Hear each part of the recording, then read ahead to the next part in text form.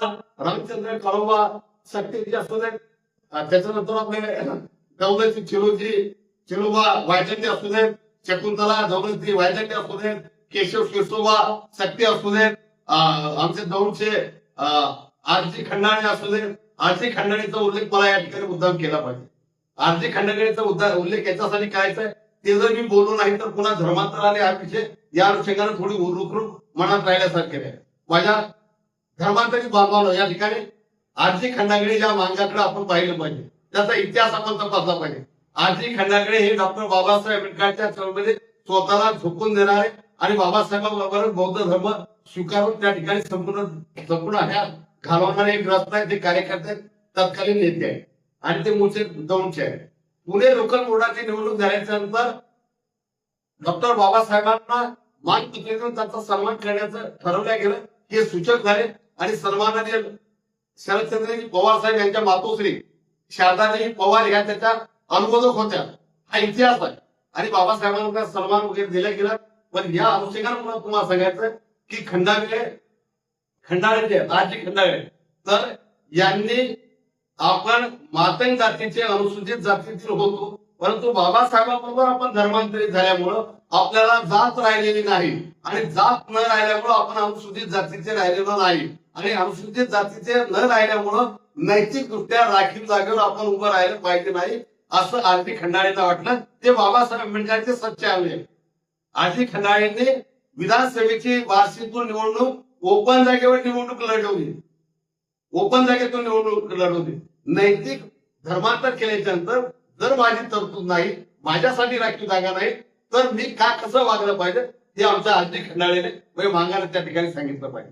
आता त्याच्या अनुषंगानं जेव्हा गव्हर्नमेंट परिषदेमध्ये बाबासाहेब की गांधीजी या ठिकाणी दलितांचे भारतीय दलितांचे नेते तुमच्या आमच्या सर्वांचे नेते कोण आहेत हा प्रश्न जेव्हा निर्माण झाला आणि भारतातून या विषयाच्या अनुषंगानं ज्या अनेक तार गेल्या त्याच्यामध्ये महाराष्ट्रातून आमच्या धाराशिव जिल्ह्यातील कळंब तालुक्यातील मांडवा नावाचं गाव आहे आणि मांडवा नावातील त्या काळातला म्हणजे जो बुद्ध साहित्यामध्ये तथागतांच्या साहित्यामध्ये जो अंगुलीमाल म्हणून आपण त्याचा उल्लेख करतोय तसा अलीकडच्या काळातला बाबासाहेबांच्या तळीमधला अंगुलीमाल ज्याला म्हटलं जात आहे तो आहे श्रीमती अंकुशा शिंदे.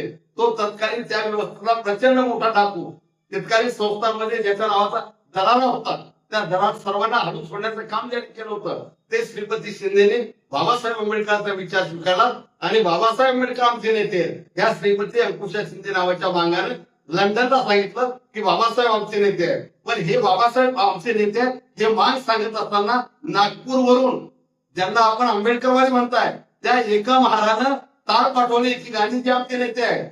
म्हणून आंबेडकर वादाची भाषा करणाऱ्या भूमिका ठरवणाऱ्या या सगळ्या मंडळीच्या डोळ्यात झंझण अंजन घालणारं उदाहरण आहे.